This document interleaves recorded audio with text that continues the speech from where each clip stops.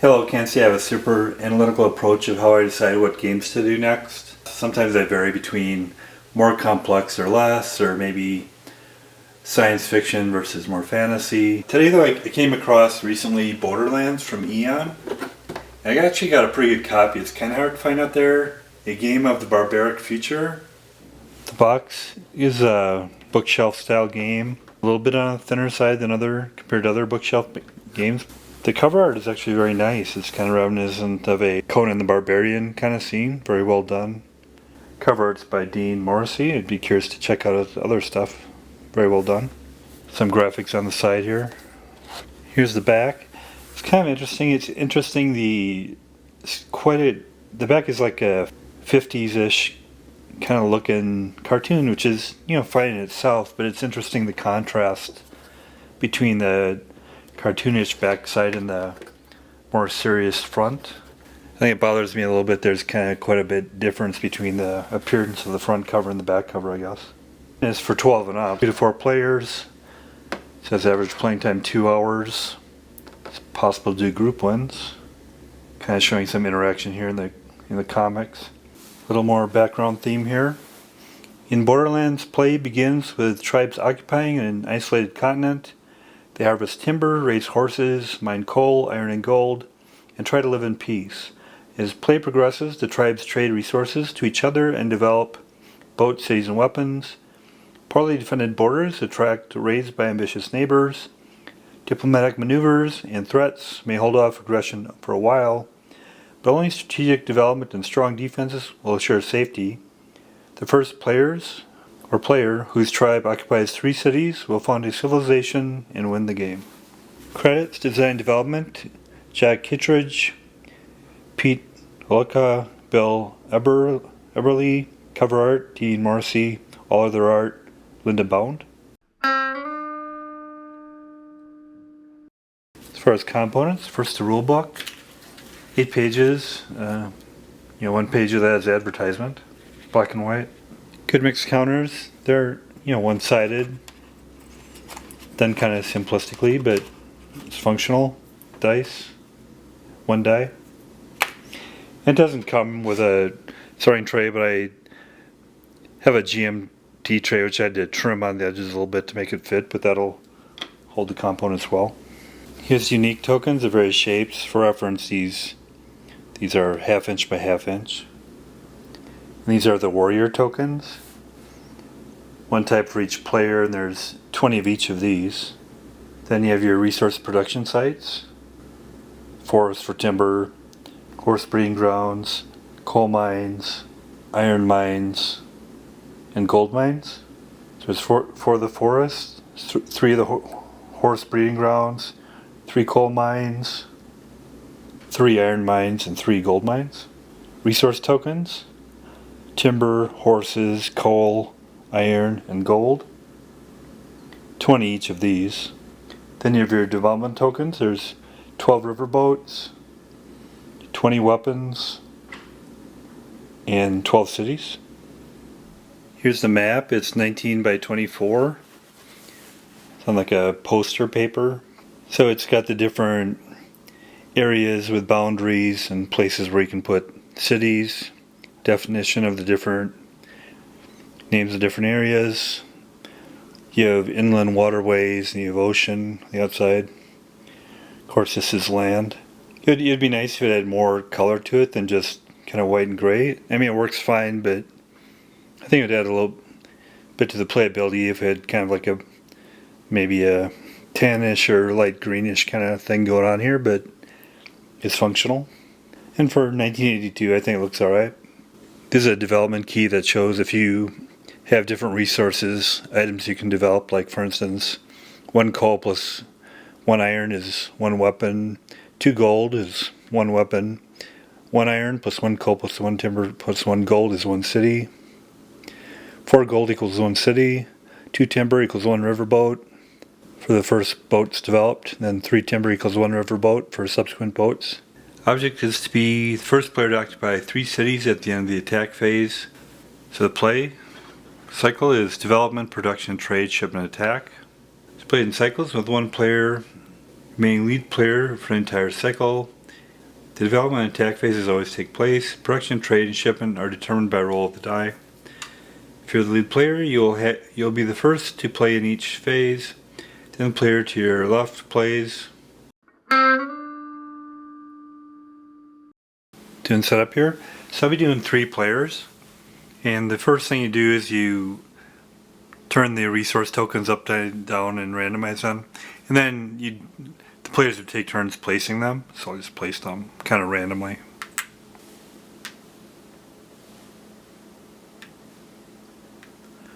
So all the resource tokens are placed. Then I'll flip them over, see what they are. Then flipping the remaining ones over, see what they are.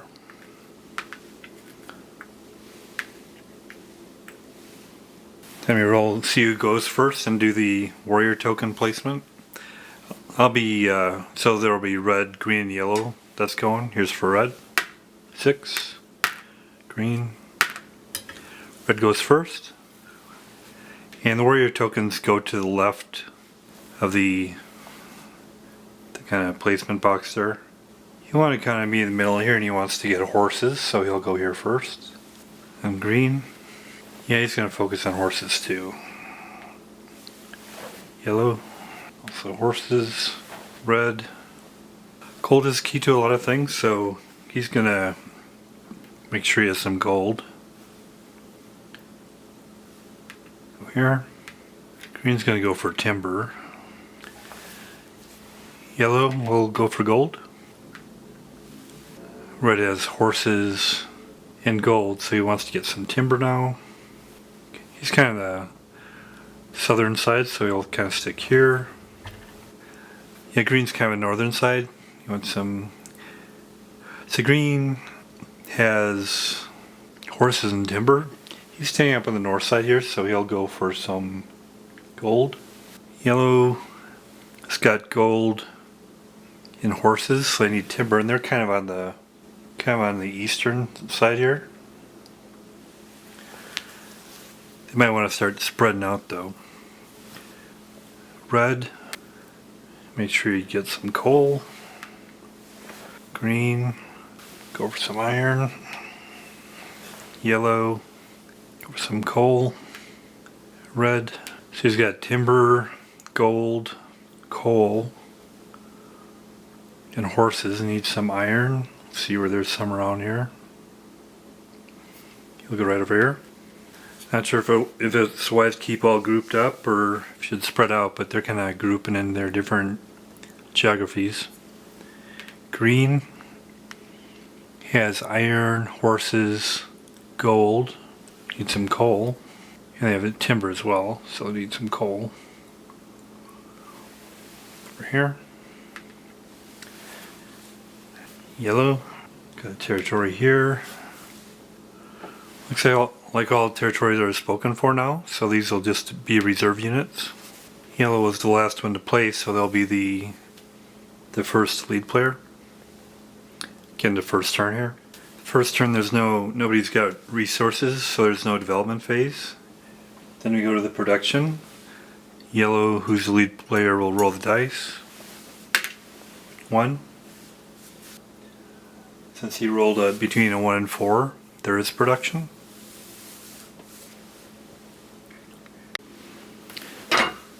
Then each production site makes 1 resource. Yellow will go first. They'll start with their horses. Horses are placed to the right of the warrior. Red, might as well get his horse too. Green, just gonna have them go in sequence here. Gold, iron, lumber,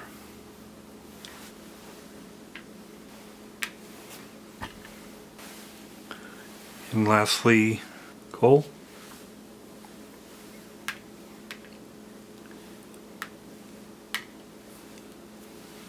Actually, that's coal, they're not iron. Their iron is over here. So that's the resources. That was the production phase. We'll see if trade happens this turn. It does happen, but nobody's going to be doing any trading this turn. They just all want to build up their stuff. Then shipment phase. Roll to see if shipment occurs. No, that 5 means no shipment occurs. And then the attack phase. I think this first turn everybody's just going to sit tight and not do any attacking.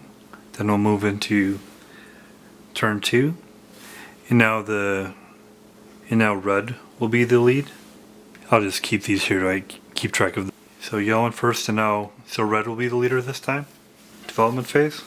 So for development you need combinations of different tokens, and none of them have multiple tokens in any territory, so there's no development by anybody.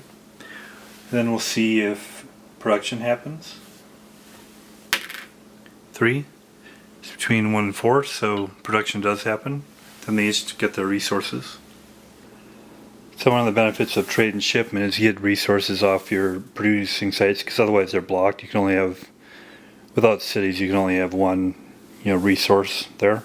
All the resources are blocked except for horses. With horses you can build a horse chain, so you can move them off there and then put a new one in the breeding ground. So they'll each do that.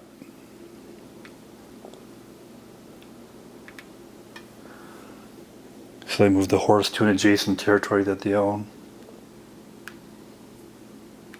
Now we'll see if trade happens. It does. They can use trade for to improve diplomatic relations, for instance, to build allies. And red, he's yellow kind of separates him from his forces in a couple spots here, so he wants to ally with green. What red wants to do is to get a weapon, and he's got iron here, but he also needs coal up here for that. These sites. And you can trade with somebody if you have at least one common border with them. And it doesn't indicate that it has to be a traceable path, but as long as they have a common border. So I assume that's the case. And he's got ample timber. He's got an extra timber site. So he wants coal. He'll develop favorable relationships with green. He'll offer to give him 2 timber for 1 coal. So he'll do that. Give him 2 timber. And gets 1 coal in return. And also to get resources cleared off a site, that's good to trade as well. That's probably all red will do. And green wants to do some trading with red as well. He can to build up some more gold, so he'll be willing to trade iron for gold.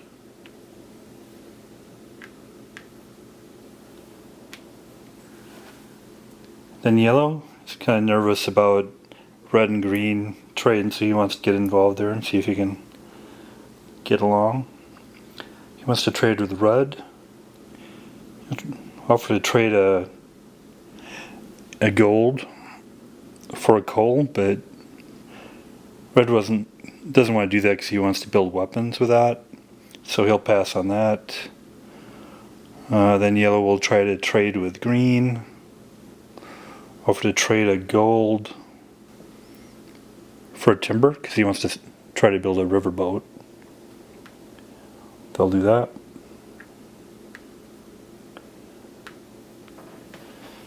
So the trade. Then we'll see if shipment occurs. From 1 to 4, so shipment does occur. So they want to focus on getting resources off the production sites so that they not block there again. Red, first he'll scan for that. He's okay here, he doesn't have any gold here. He's got coal here he wants to move. So he'll move that by foot to here. He moved the iron and coal by foot to... Actually, he'll go by horse. He can go 2 spots. He'll transport both of these on the horse. So he goes 1, 2, and he's carrying these, and he'll drop these off in this territory.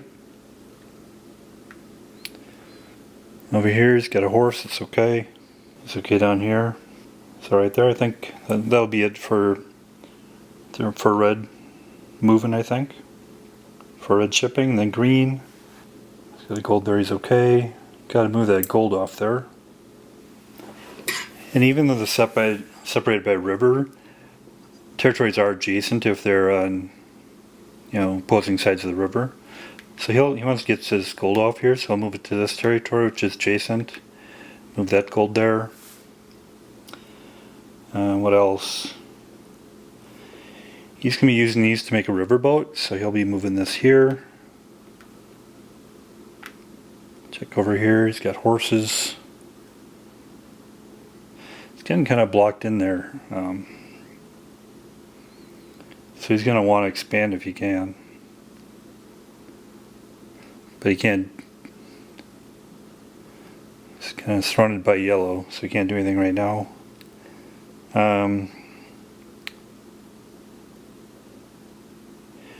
Yellow, let's move that coal off there. He'll move it over. He'll just switch these around. He doesn't want to put anything here. He thinks this area is here. It's kind of vulnerable because of red. What else? He's got horses here. Getting kind of surrounded there too. He'll move this one down here so he can build up that horse chain. And actually green too. He'll move this horse over too so he can build up that horse chain. What else for yellow? He's got a iron there. He's got to move that off. It's kind of here. It's okay there. So that's all the shipment. Attacking. Nobody's going to do any attacking right now. They're just kind of building up their resources. Development. He'll turn in, so he can turn in 2 gold for a weapon. He'll do that.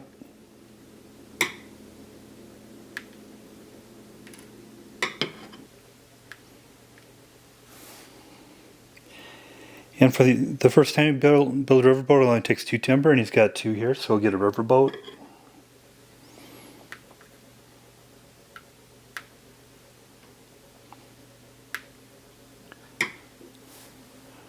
Then yellow. They didn't really have any stuff that they can combine and develop yet. Don't have resources to combine to develop yet. Red. He'll turn this iron and coal into a weapon.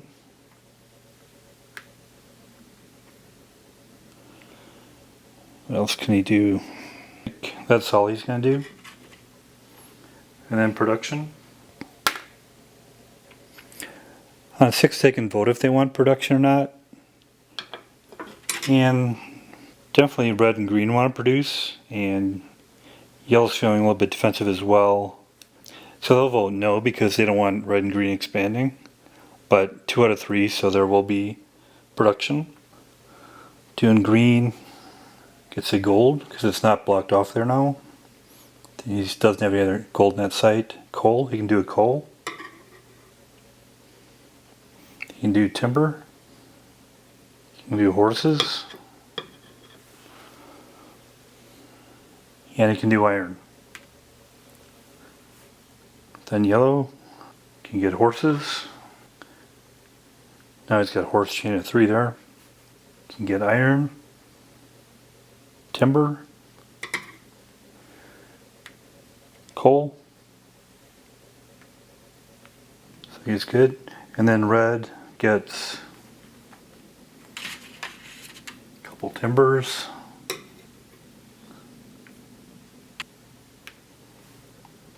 Coal. Iron, horses, and you can build out his horse chain there. You move this one here. And again, these are adjacent territories because even though they're bounded by a river, it's adjacent. And gold. Check for trade. 6 they can vote. Red wants to trade, but green and yellow don't want to, so there's no trade. Shipment. There's shipment. So let's see what's green going to do. Again, try to clear off resources and group them together to build things. It's got gold here. Move that across here. He's got to move that iron off there. With a horse chain, he'll move it over here. So he's got horses there. He's got to move that coal off. He'll move it over here so it can go on a riverboat eventually. He's got timber there. He's got to move the timber off. He'll move that down towards the riverboat as well. Looks like he doesn't have any resources blocked now. And then yellow, he's going to have trouble with his horses now because he can't build anymore because he's got a full horse chain here and he doesn't have any places he can go to with them, so he's kind of stuck there right now. Up here he's got to move that iron off here. He'll move that here. Over here, he's okay over there. He can eventually build a riverboat there, so this is adjacent, so he'll move up here so he can build a riverboat there. He's going to move that coal off there. Can move that timber off there. We'll stick with that. And then red, he's going to move that timber off there. He'll look to get a riverboat too eventually, so I'll move it there. Got to move the timber off there. It's kind of limited because he's kind of blocked in here too. He's got to move this iron off, but he'll move it here so he can build a weapon here. He's got to move this coal off. Actually, he'll move that down here. Then he'll move up here so we can eventually do a weapon too. Get the gold off this side here, move it down here. He's got horses here. He'll move this horse to over here. Then he should be good. And then attack. Yellow's the lead, so he gets to go first. He wants to get this resource from red down here. He has a warrior and a horse here, and he's allowed a shipment. So he's going to bring this horse down here for 1 point. And then he also gets 1 point for a warrior you bring in from off the map from your reserves. He's got a total of 1, 2, 3, 4. And the defender, all points showing the territory, so he's got 1. All points in adjacent territories or adjacent boats controlled by you or your allies. Yellow wins. They get to move here and he replaces that warrior. Gets that territory. Since yellow won there, they can do another attack or a shipment. And up here, he wants to get this territory as well if he can, because he wants to be able to join his forces across here, and there's also a resource there. He'll be attacking from here. He's got 1 warrior and 1 horse. He's allowed a shipment. He's already used these horses, so he can't ship these, I think. So he's just got 2 there, but he gets 1 more. So he also gets the additional, 1 reserve unit he'd bring in for the attack. Plus, he gets the adjacent ones that are bearing on there as well. And I'm assuming that means adjacent to this territory that's being attacked, not necessarily adjacent to this territory here, so that'd count these 2 up here. He's got 2 more, plus 2, plus 1, so he's got 5 total, versus on the defending, you have the territory and then the adjacent, so he wins that battle. And the reason he got that extra attack after this first one is that since he won this attack, he gets to do this second attack.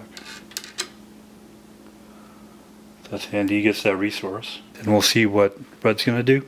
So red's looking up here as well. He's got, this guy's kind of isolated here, but he did a favorable trade with green, and he's going to ask green to be his ally. When he attacks here, he's got 1 reserve unit he can bring in, so that would be 2 total here. He doesn't have any other adjacent ones, so right now, actually the defender has 3. He's got 1 here, and these are both adjoining, so he's got a total of 3. So right now it's the 2 attacking versus the 3. Since he did the favorable trade with green, he's going to ask green to be his ally here. And green has 3 that are bearing down in this territory. He'll just ask for 2 of them, so he'll stay out of it right now, but with these two engaging in that attack, now he's got 4 versus 3, so he wins. Gets that territory. And then he can attack again or do a shipment. For shipment, he's just gonna maybe shift a resource. He'll shift his weapon down to here. That's all he'll do for a shipment. Green's pretty sure he can count on red as an ally, but let's see what he wants to do here. He'd like to get rid of this yellow right here in between. He's got 1, 2. Actually, this horse should be over here. Looking at what he's got here. The defender has 1, and then he also has 1 adjacent territory. Since you can count adjacent as being across the river here. So he's got 2 for the defender versus 1, 2, 3 for the horse, 4, 5, and then he gets 1 more reserve for coming in there. So he's got plenty to overtake that without having to ask for an ally. He'll get that territory. He won that, so he can go again. He'll go against this yellow territory. And he could bring his riverboat up here if he wanted. But it doesn't look like he'll need that. Here it's 2 for the defender, so 1 here and 1 in adjacent. And he has 1, 2, and the reserve unit of 3. These have already gone to battle, so he's not going to use them again. But he's got enough just with that. Takes over the territory. So hopefully that gives you a sense of the play. That's Borderlands from Eon Products in 1982. I enjoyed it, but it's quite a bit different than I expected. I didn't really quite know what to get into, but from the cover it kind of seemed like it'd be more of a war game. But it turned out to be, definitely I can see like how it's similar to Catan in some ways, and there's a lot of good qualities about Catan, and this is like, predates Catan by a couple decades, which is pretty impressive. But it has some war game elements as well, except it's deterministic. It's not random as far as that. It's random as far as resource gathering and what you can do in a turn. But the battle itself is whoever has the most points wins. But that being said, there's a lot going for it. It's kind of very strategic in how you choose your resources and placements. And there's a diplomatic element as well, which I'm sure when you get to multiplayer that becomes quite interesting. Making and breaking alliances and doing trades. I wish the map was a little bit more colorful, but it's functional. And I like that it's got a key on there that says what products you can develop. I enjoyed it. It's probably not my primary kind of thing I like to do, but it was enjoyable for play, and glad I have it. It's kind of hard to find out there. I'll give it a 6 out of 10. Borderlands from Eon Products, 1982. Thanks a lot.